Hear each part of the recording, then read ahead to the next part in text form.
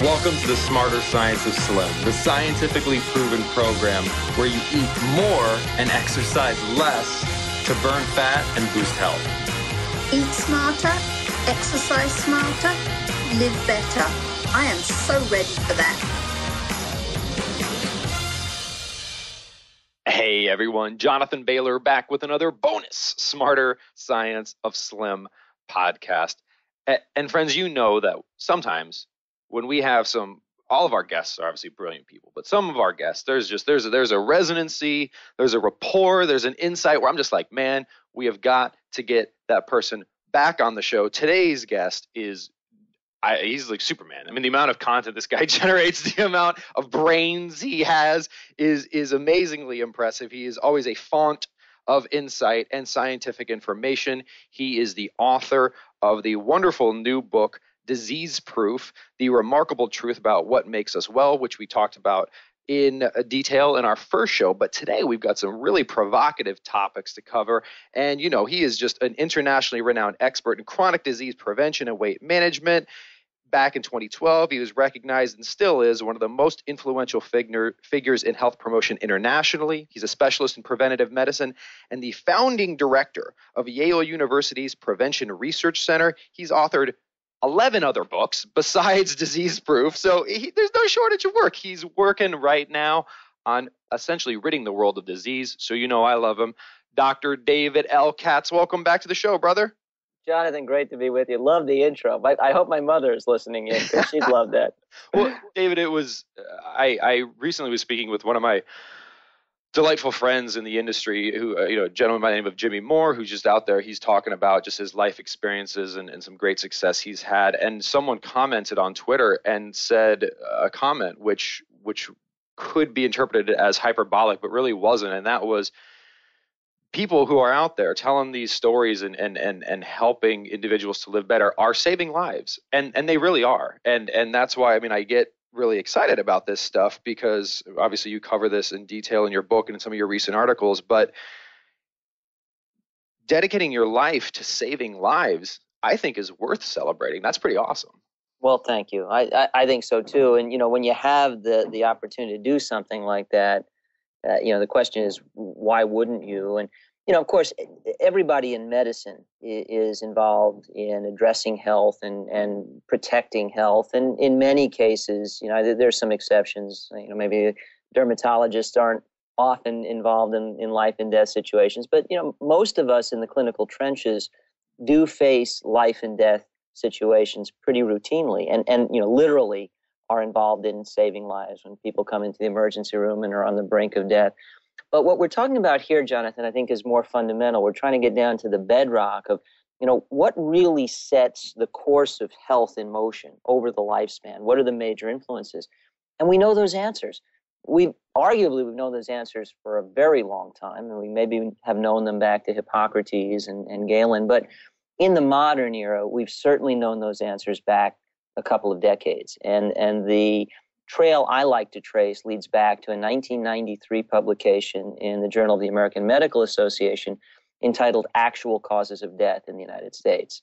And I'm sure you're familiar with it. And, most of us in the preventive medicine space sort of cite this paper as scripture, because what it pointed out is that while we often talk about chronic diseases as the leading causes of death, so heart disease, cancer, stroke, diabetes, etc., the authors of this seminal paper, Bill Faggy and Mike McGinnis, pointed out that diseases aren't really causes.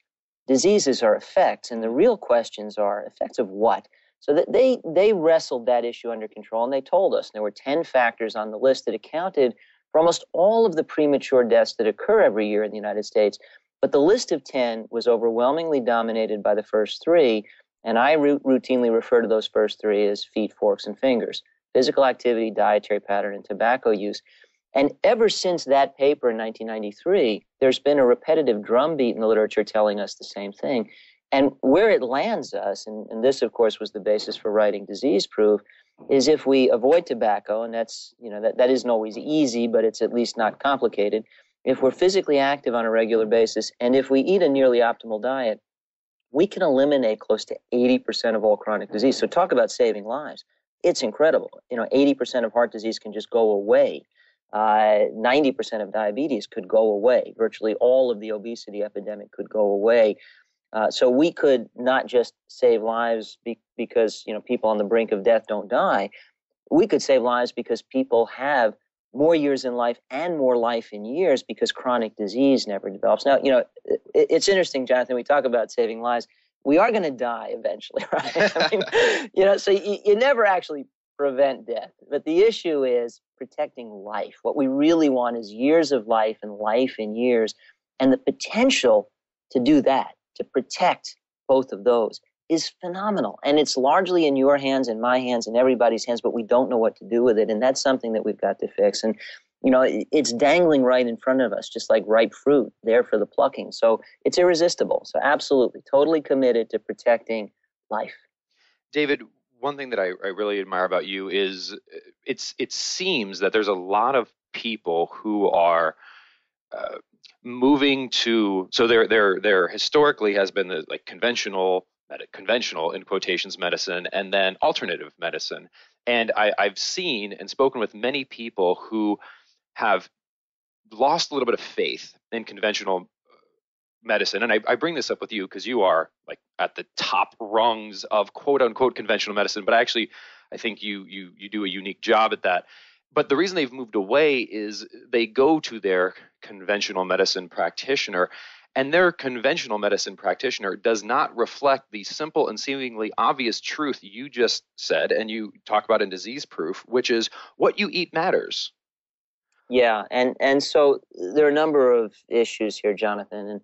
And, one of the things I'd like to encourage listeners to avoid is either or choices. I see this all the time with my patients. So as you say, they've had maybe a bad experience with a doc who should have talked about lifestyle or respected the power of nutrients and didn't. And the patients lose faith, and they lose faith in all of science, and they lose faith in modern pharmacotherapy. But the reality is modern pharmacotherapy is saving lives every day. There are people who are not having heart attacks because of the drugs they take, and people who are not having strokes because of the drugs they take. And whatever your worries about modern big pharma, frankly, having a stroke, to put it quite bluntly, really sucks. And, if taking a pill every day that is safe and effective is the difference between having a stroke and not having a stroke, that's a really important pill to take. The problem is then many of my conventional colleagues seem to think that's the only basket and all the eggs go there. And that's not true either, because the major action is on the lifestyle side. Because if you do eat well and you're physically active and you take good care of yourself, you never need the pill in the first place. The pills come in when either you've had bad luck, and sometimes things go wrong even though you take good care of yourself, but more often than not, it's because you didn't leverage the master levers of medical destiny, feet, forks, and fingers. And then you need pharmacotherapy to compensate. So, my worldview encompasses both. I practice integrated medicine. We place an emphasis on the kinder, gentler, more natural treatments whenever possible. I work side by side with naturopathic physicians. But I am a card-carrying member of the Evidence-Based Medicine Club as well. And one of those other books I've written is a textbook on evidence-based medicine and clinical decision-making.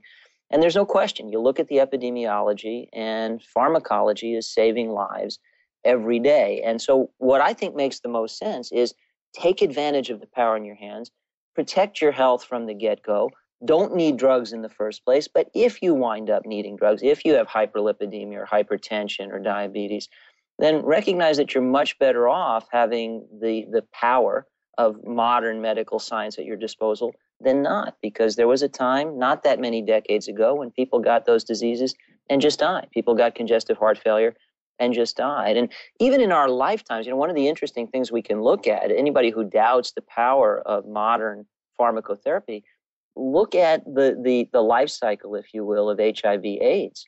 HIV/AIDS, that epidemic broke when I was in medical school. I mean, we were just surrounded by the mystery of it when I was training in the Bronx, and it was scary. And it was a death sentence. Nobody knew what to do with it. And we watched patients get this infection and die within a span of months, and generally pretty horrible death. And now people are living decades. And it's totally the result of advances in pharmacotherapy. So right there, before our eyes, is a demonstration of how powerful modern science can be. But that doesn't in any way change the great power of lifestyle as medicine And, my mission is to get more people to use lifestyle as medicine. So we need big pharma less. But I think we should be open to both. And, really the goal here, the prize, is vitality. And any which way we can get it is probably a good way to get it. David, I really like that.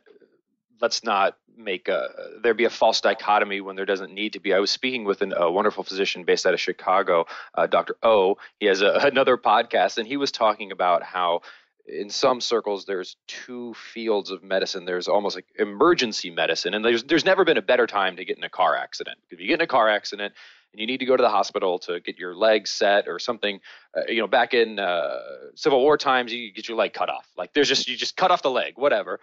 And right. So there's no question that this emergency traditional medical treatment has advanced and is saving lives. But the good thing about that field of medicine is everybody understands that doesn't mean let's go all get in car accidents.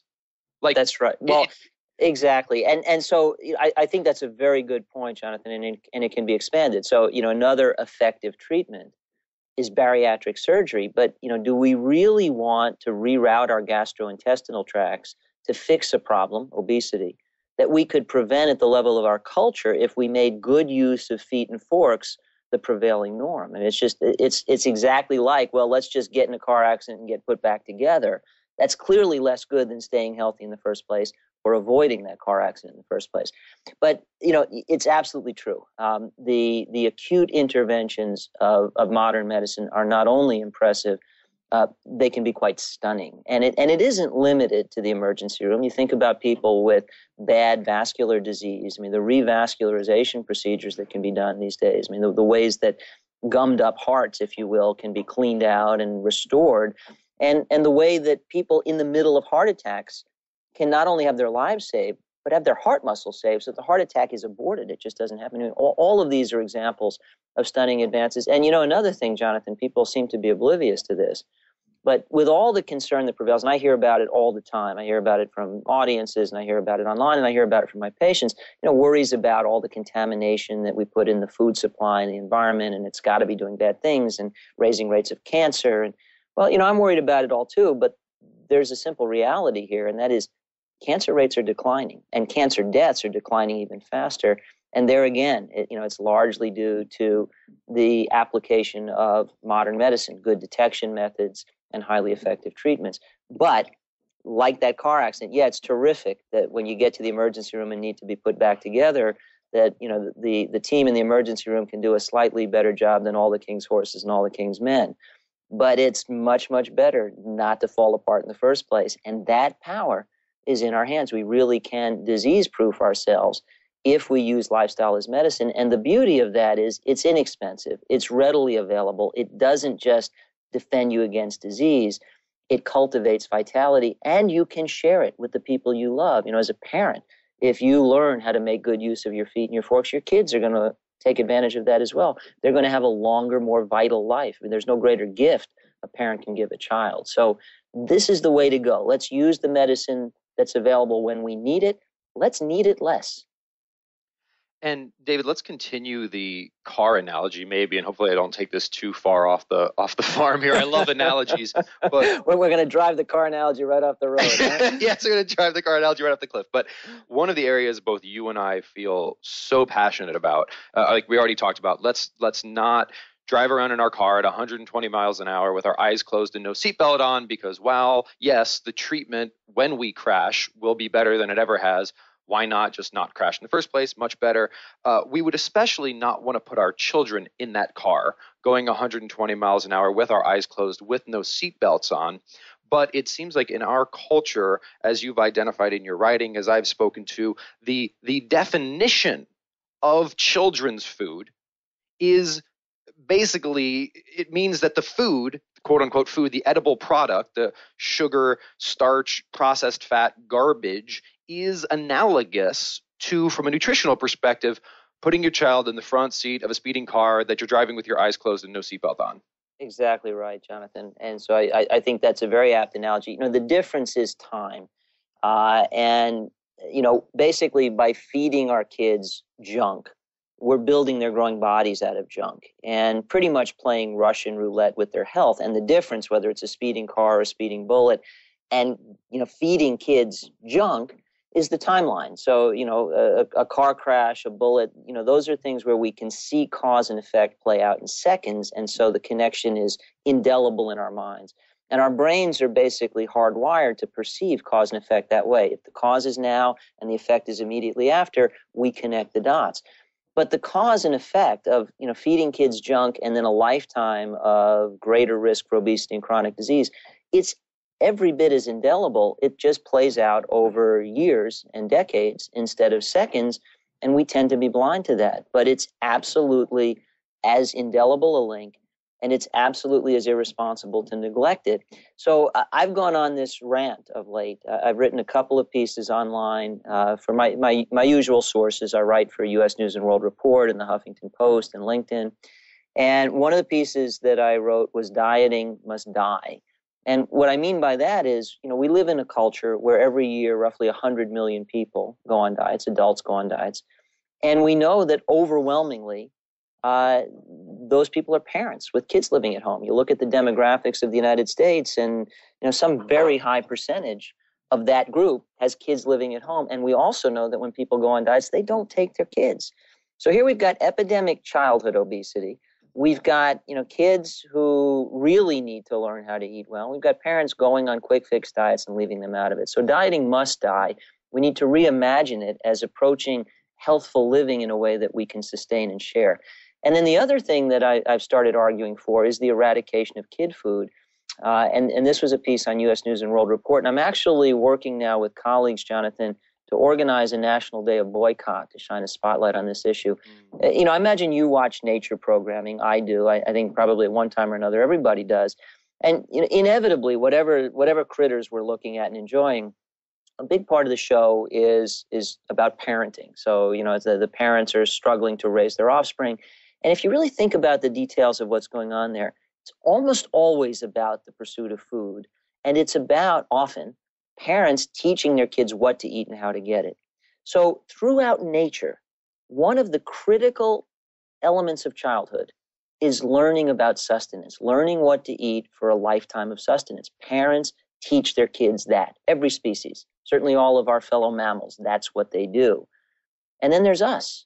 And we market aggressively to our children multicolored marshmallows and call it breakfast, right? I mean, literally, we have breakfast cereals for kids where the first ingredient is sugar, where the ingredient list runs off the box, where there are all sorts of chemical names nobody could pronounce or identify, and where, literally we've got multiple shaped, multicolored, artificially flavored, artificially colored marshmallows, and a sonorous announcer comes on to tell us part of a complete breakfast, fortified with 11 essential vitamins and minerals. Yeah, it's the crappy part of a complete breakfast, and every parent with half a wit should say, no, this is the growing body of my child we're talking about. I love this little person. I'm not building this little person out of junk, for crying out loud. So the very concept of a whole class of foods that is selectively, preferentially junky as the construction material for the growing bodies of the kids we love is unconscionable. It's nuts. It needs to end. So, we need, at least in this area, to kind of get back to nature, where it's the job of the adults of any species to teach the kids how to eat for a lifetime. And frankly, kid food needs to go. Now, there are exceptions. Obviously, kid portions are reasonable. And, dressing things up in a way that makes them fun for kids. I don't know if there's any problem in, turning carrots into the carrot crusaders. Or, I think there are advantages in that. And there's actually research in marketing to show that you can get kids to eat more fruits and vegetables when you sort of market them. But what I'm talking about is the whole cottage industry in junk food. There's evidence, Jonathan, from the CDC that between 30 and 50% of the calories of the average kid's diet in the United States comes from junk. Food that basically does more harm than good. That is a national and cultural travesty, and it's time for it to end. David, you know that I share your passion for this, and I'm curious what your thoughts, so I saw this the other day, and it literally, so I've seen two instances of this, and hopefully we don't get in trouble for naming companies. You don't have to say their names if you don't want to. So the two most noteworthy are Coca-Cola, who says it's just 140 calories per can. It's just 140 calories, which is not that many calories. And if I walked by a McDonald's and I saw they had these little promotional flyers, and they were smart McDonald's choices based on having choices on the McDonald's menu that were 400 calories or less. With, again, the assumption being that if we stop thinking about food, I'm passionate about this, if we stop thinking about food and we just say everything's about calories, then you could see this paradigm in people's minds of saying, well, there is no such thing as kid food because it's just calories. And a calorie is a calorie, and it's just if I don't feed my child too many calories, then I can feed them 140 calories of Coke because it's only 140 calories. So yeah, right. What are your thoughts on this? Well, so, we approach this differently, Jonathan. You and I, have had some interesting discussions and debates about the whole calorie issue. And, in some ways, I think a calorie is a calorie as a unit of measurement, but human reaction to calories varies with the quality of those calories. And so a couple of important reflections here. First, let's just think about those 140 calories from, say, Coca-Cola. There are only two possible fates for those calories. Either you're adding them to a full day's worth of calories. So, you ate all the calories you needed and added 140, in which case those calories are going to help you get fat, pure and simple. Or they're part of the calories you needed, in which case you bumped out of your diet 140 calories that might have been worth something with 140 calories that are worth absolutely nothing. It's just, it's a dose of sugar and useless junk. And consequently, the displacement is bad for your health. So, in the one case, it's bad for your waistline. In the other case, it's bad for your health. Folks, wake up and smell the Slim Fast. There's no way to win here. The other thing is, when we think about the issue of calories, nobody wants to eat over the course of a lifetime. People do this while they're on a diet or while they're counting stuff. But when you think about our relationship with food over the course of our lifetime, it isn't about filling a calorie quota. It's about satisfaction. We want to eat and feel satisfied. And the simple reality is the quality of calories changes the number it takes to feel full and satisfied. I mean, just think about it. Think about, cheese doodles and French fries and stuff where, mindlessly you could eat 3,000 calories, not even think about it. And then think about eating pure wholesome foods, wild salmon, quinoa, fresh vegetables, a big mixed green salad. I mean, things that fill you up with nutrients and fill up your stomach and help you reach satisfaction with very few calories and a whole lot of nutrients. So the quality of calories dramatically influences the quantity of calories it takes to feel full. And the junkiest of foods, those McDonald's choices and certainly the soda, Coca-Cola and others, do exactly the opposite. I mean, those are calories that totally fail to fill you up. They result in wide swings in your insulin and hormone levels. You'll be hungry again in just a little while.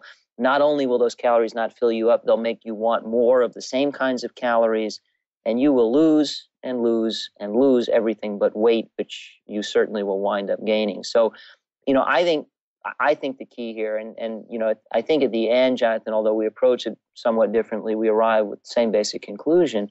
It's the quality of calories that really matters because it dramatically influences your health all by itself. I mean, the quality of calories is the quality of food and sustenance, and that's crucial.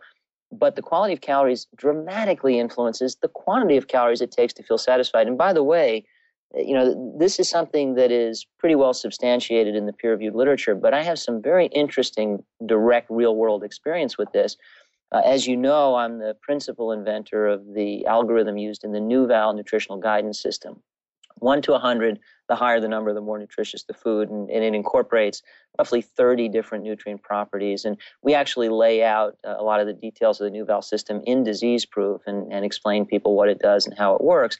But the Nuval system is available for shoppers in about 1,700 supermarkets throughout the United States, coast to coast. So some 30 million people have access to it, which means a lot of people are using it, and we get a lot of stories. And some of those stories, and these are available on the Nuval website, by the way, nuval.com, nuval.com. Some of these stories involve people who've lost over 100 pounds. I heard from one guy who lost over 200. And the beauty of this is no extra money being spent, no particular product, no program, just trading up the quality of groceries in every aisle of the supermarket. And of course, when you do that, since you're not on a diet, you are sharing with your family. So we've heard stories, I lost over 100 pounds in 18 months, and my husband lost weight and got healthier, or my kids lost weight and got healthier too, because I was trading up grocery quality for my whole family. Now, what does that mean? Well, it means foods that are more wholesome, less highly processed, richer in fiber, higher in volume, richer in nutrient density, lower in energy density, lower glycemic load, higher quality protein, all the things that influence satiety, which, by the way, is what the smarter science of slim is all about. It's about eating foods that really help fill you up. So, I can back you up, brother, when you talk about the smarter science of slim, and say you're absolutely spot on right.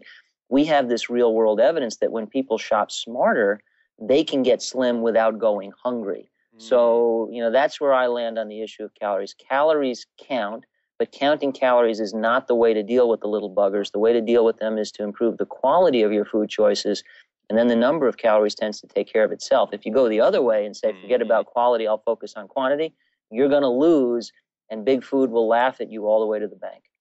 I could not have said it better myself. So that is very, very well stated. Well, David, we always run out of time with no shortage of additional topics to cover. So I do hope you will come back to the show, because I've got a whole list of follow-up questions for you here. Excellent. It'd be my pleasure, Jonathan, anytime.